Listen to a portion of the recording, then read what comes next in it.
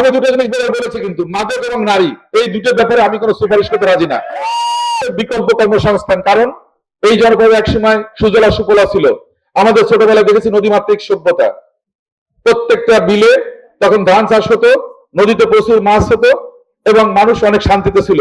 আমাদের সে 80 দশকে বা 70 দশকে আমরা দেখেছি সেই সভ্যতাটা হারিয়ে গেছে, কারণ আমাদের নদীগুলো বড় হয়ে গেছে এবং প্রাকৃতিক বিপর্যয় বা জলবায়ু পরিবর্তনের কারণে আমাদের এই সমস্যাগুলো হচ্ছে। সুতরাং আমাদের সন্তানদের জন্য বিকল্প কর্মসংস্থান এটা ব্যবস্থা করতে হবে, দেশে বিদেশে তাদেরকে প্রশিক্ষিত করতে হবে কারিগরি শিক্ষা, যাতে তারা যেন কাজ পায়।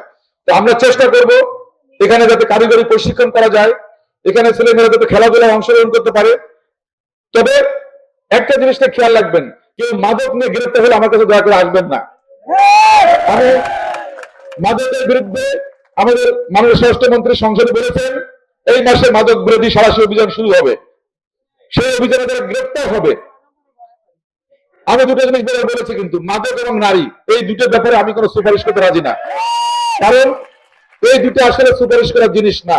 আমরা চাই মাদক মুক্ত সমাজ এবং যে কোনো মূল্যে এই রামপাল মোংলাকে আমরা মাদক মুক্ত করবো ইনশাল্লাহ।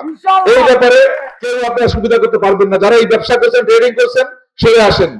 আপনি অনেক ভদ্র চেহারা, কিন্তু চেহারার আড়ালেই কিন্তু আপনার খারাপ ব্যবসা চলছে, সুতরাং ছাড় পাবেন না, আমি পরিষ্কার করে বলছি। সুতরাং এই জন্য আমি বলছি যে দিন শেষে আমাদের সন্তানরা ক্ষতিগ্রস্ত হচ্ছে, তারা বিপদে পরিচালিত হচ্ছে, পরিবার ক্ষতিগ্রস্ত হচ্ছে, আমাদের সমাজ ক্ষতিগ্রস্ত হচ্ছে, দেশের অগ্রগতি উন্নতি ক্ষতিগ্রস্ত হচ্ছে।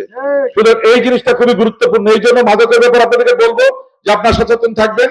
সবাই সমাজের যে শ্রেণী পেশার মানুষ হোক না কেন, আপনার সন্তান যেন মাদক মুক্ত থাকে সেজন্য আপনাকে খেয়াল রাখতে হবে।